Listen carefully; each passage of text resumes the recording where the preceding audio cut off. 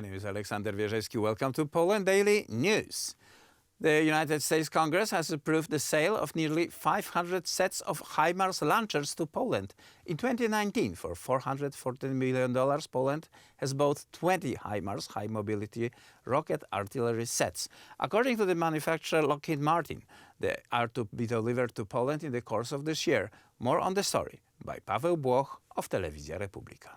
The decision of the American Congress is a breakthrough in negotiations which have gone since May. In February, the State Department approved the sale of the HIMARS launchers to Poland. The process of notifying the US Congress about the contract to supply Poland with almost 500 HIMARS missile launchers has ended. This means the Congress approved the sale of these advanced long-range artillery systems to the Polish army. Deal to be closed soon. The contract provides for the delivery to Poland of 18 HIMARS launchers on American trucks. A Polish company, Jelcz, will mount the next 468 units. This is a key element of Polish-American cooperation and an additional technology for Polska Grupa Zbrojeniowa, because never before have America agreed to mount multi-guide sets on other companies' chassis. The launchers of the HIMARS have significantly changed the picture of the war in Ukraine, modernizing the Polish army's response to Russia's criminal attack on our eastern neighbor. Whenever we provide assistance to Ukraine, we also protect ourselves by purchasing the most advanced military equipment. So it is done in parallel. Only last year, Poland decided to buy inter alia 48 Korean F-A-50 fighter jets, 212 K-9 self-propelled howitzers, and 250 American Abrams tanks. According to the Global Firepower website, Poland ranked 20 among the most powerful armies in the world. Polish army has surpassed countries like Spain and Germany. This year, Poland is going to spend 4 times as much on national defense as it did in 2015. 4 times. The Russians cannot be reformed. It's the Russian mentality, not Putin's. It is unreformable. And if we want to live in peace, then we will have to bear these costs. The former Minister of National Defense, Jan Pares, believes that in addition to the purchase of modern equipment, it is important not to forget about the domestic defense industry.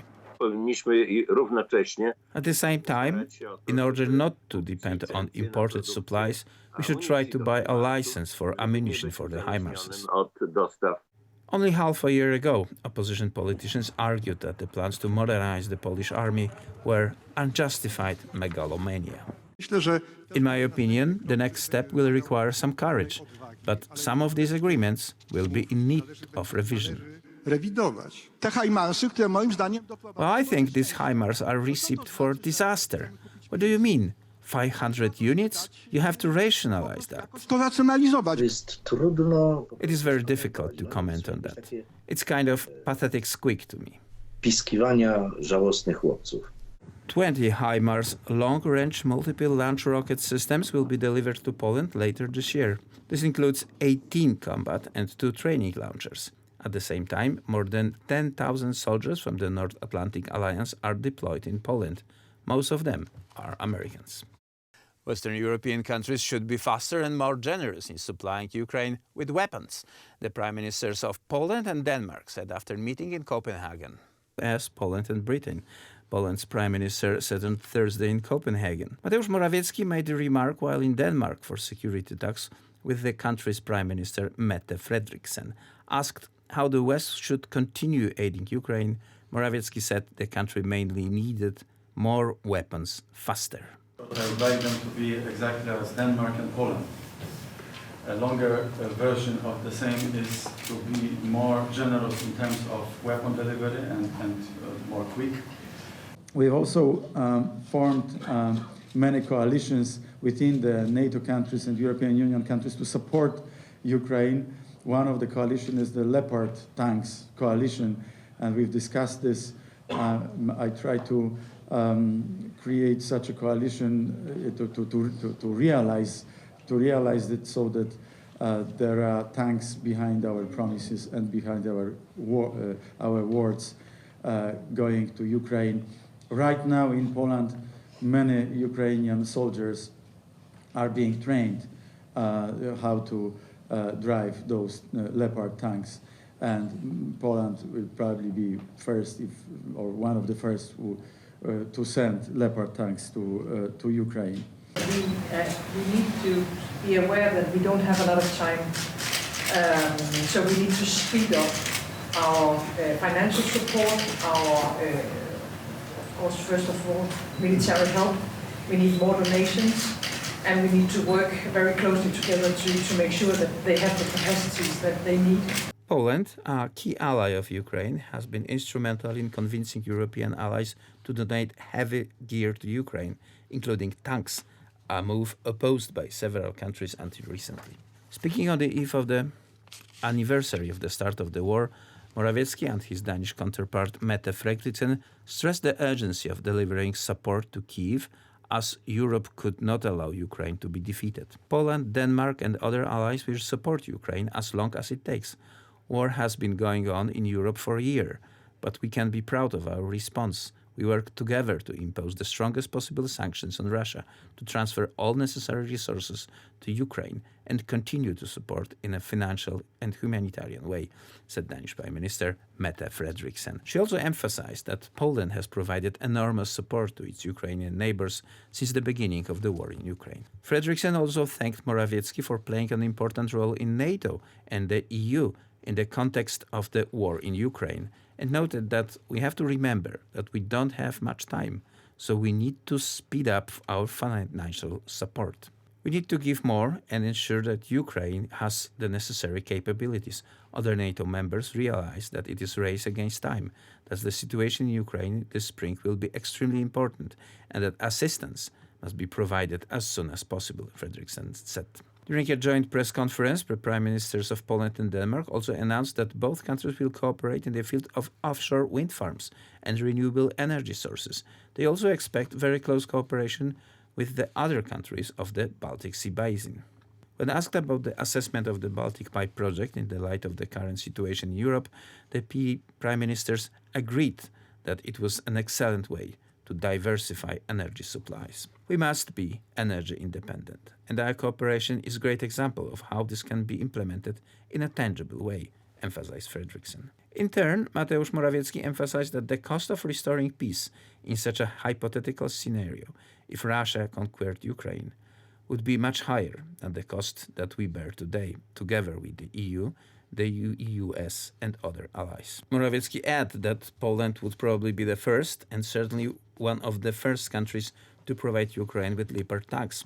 He added that the approach to war must be even more. We have to think about how to support Ukraine on its way to quick victory so that it can drive Russian troops out of its territory, the Polish Prime Minister said. At the same time, he stipulated that, of course, the Ukrainian and the Ukrainian government will determine how they understand the victory. Morawiecki added that it is possible to provide Ukraine with security guarantees, which would require the consent of all NATO member countries. On the eve of the anniversary of Russia's aggression against Ukraine, NATO Secretary General Jens Stoltenberg said that world after February 24, 2022 is different from before, and that Putin made two big strategic mistakes. He completely underestimated Ukraine and he underestimated NATO. And we all realized that day that it is a Europe, it is a world before and a world after the 24th of February. But at NATO, things were actually, we were well prepared because we knew this was coming. We had warned against it for many months. We had precise intelligence, and we actually shared intelligence, something we normally or usually don't do, about the plans and intentions of Russia to invade Ukraine. So that morning, the early morning, we convened the North Atlantic Council. We activated NATO's defense plans, meaning we added more troops to the eastern part of the alliance, and we stepped up our support to Ukraine. So we had the kind of calm and measured atmosphere here at the headquarters. So meaning that we knew exactly what to do, but we also saw the seriousness and the gravity of what was unfolding in Ukraine. Wars are by nature unpredictable, so no one can tell when or how this war ends. What we do know is that President Putin made two big strategic mistakes when he invaded Ukraine. The first was to totally underestimate Ukraine, the bravery, the courage of the Ukrainian people, the Ukrainian armed forces, and the Ukrainian leadership. Second, he underestimated NATO and our partners. Because we have demonstrated a unity and resolve to provide support to Ukraine that he didn't expect at all.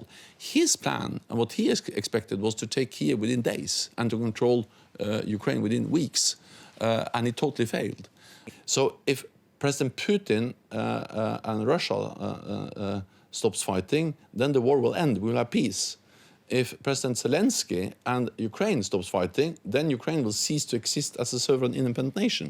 So this is not two equal parties, it's an aggressor and a victim of aggression.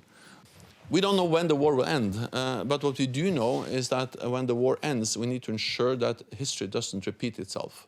This is part of a pattern, Georgia 2008, Donbass, Crimea 2014, and then the full-fledged invasion last year. We need to ensure that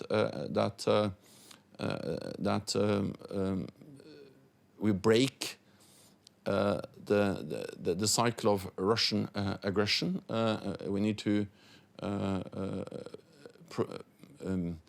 prevent Russia from chipping away at European security, and therefore we need to ensure that Ukraine has the military capabilities, the strength to deter further aggression, and also find frameworks to ensure that Russia doesn't attack again after this war ends. Also, we haven't seen any supplies of lethal aid from China to Russia, but we have seen signs that they are considering and may be planning for that. And that's the reason why the United States and other allies have been very clear warning against that. And China should, of course, not support Russia's illegal war. A blatant violation of international law. China is a member of the UN Security Council, and Russia's war aggression against Ukraine is a violation of the UN Charter. The basic principle of that charter is to respect the integrity of other nations and not to march in and invade another country with hundreds of thousands of troops. And of course, China should not be part of that. There are some challenges remains when it comes to Sweden, but President Erdogan and I agree that we should convene a meeting of Turkey, Finland and Sweden here at the NATO headquarters under my auspices mid-March in the near future to address the challenges we face when it comes to Turkish ratification of the Swedish accession protocol. My message is that both Finland and Sweden should be ratified. So we see some progress. I welcome that that President Erdogan and I agreed on the meeting that will take place here in Brussels in the near future, and then we need to work on the remaining issues. That's it for now. Join us tomorrow, same time.